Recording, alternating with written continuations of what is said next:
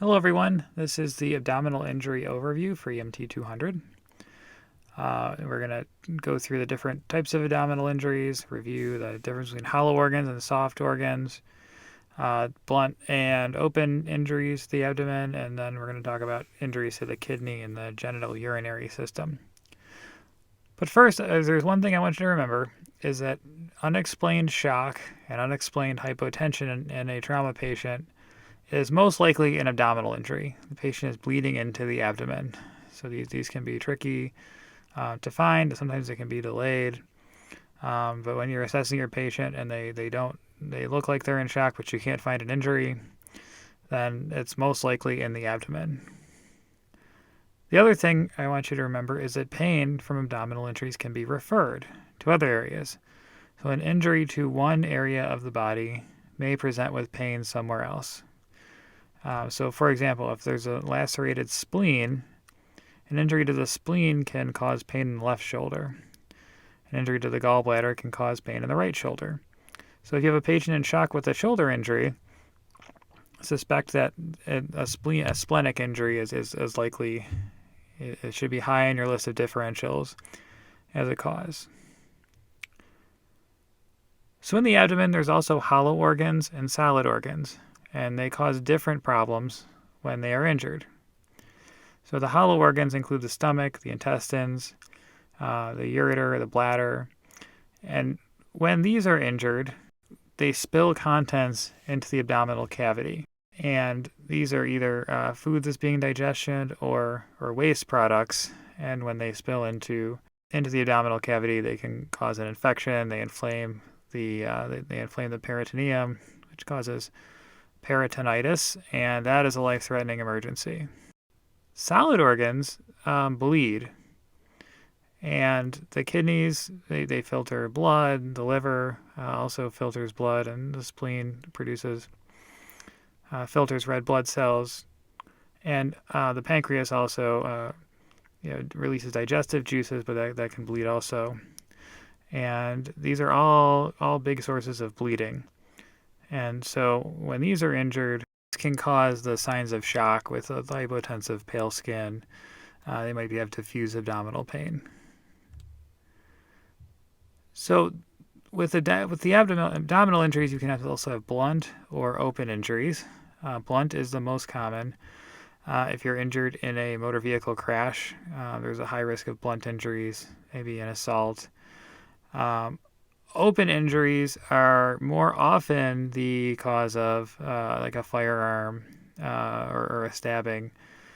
And this is where there's either an open wound, which has some bleeding that maybe need to be dressed, or you can also have an evisceration, where the abdominal organs will be outside of the abdominal cavity.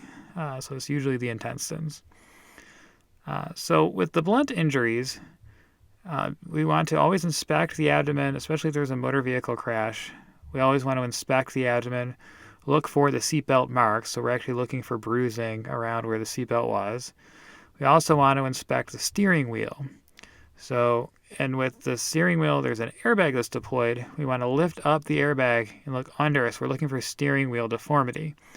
That suggests that the patient was struck that's a mechanism of injury. That means this patient was traveling at such a high rate of speed, and they struck the steering wheel so fast that part of their abdomen actually deforms the steering wheel. So if you think about how hard the steering wheel is, that suggests that there might be internal injuries. And with open abdominal injuries, we would treat that any external bleeding the same way we would other areas. The thing to remember with abdominal bleeding is that external abdominal bleeding is that we can't put a tourniquet on. So that might be a time we would use hemostatic gauze. Or if they're bleeding from the groin, now we have the junctional tourniquet to apply for pressure there. And we'll practice using that in class. That actually occludes wounds that can be used in the torso or the groin, inflates a balloon and holds direct pressure with that. So one special circumstance for the abdominal injuries is evisceration, and that's where contents inside the abdomen, usually it's the intestines, are outside.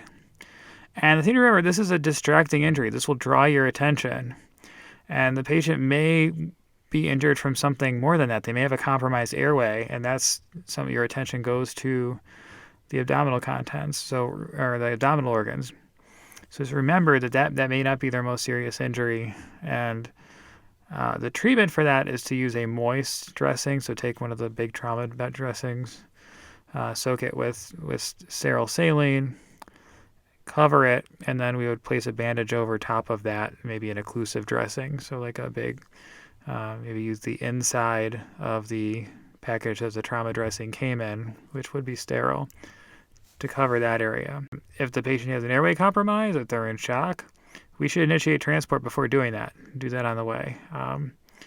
That doesn't involve external bleeding, and there's a risk of infection, but the other things, if the patient's in shock or has another more important or more significant injury, we would want to treat that first, and that would be a secondary concern.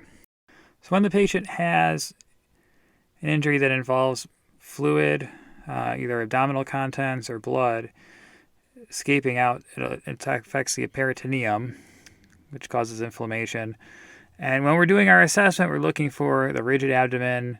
It might be tender on palpation. It might be rigid when we palpate it, and that's from the peritoneum being irritated. The other thing that patients with abdominal injuries may be better when they are transported with their knees flexed, or like the fetal position. That'll relieve some of the pressure on the peritoneum and reduce some of the pain that's caused with that. So the kidneys, there's another special group of injuries involving the abdomen, and that's what the kidneys. The kidneys are in the retroperitoneal space. Those are outside, closer to the back, and they are not covered by the peritoneum. And these can be injured, usually not in isolation. If you have a kidney injury, usually there's other injuries involved too. One particular risk of injury is a football tackle. So if the patient gets tackled on their side, near their lower back from the side, they could injure their kidneys that way.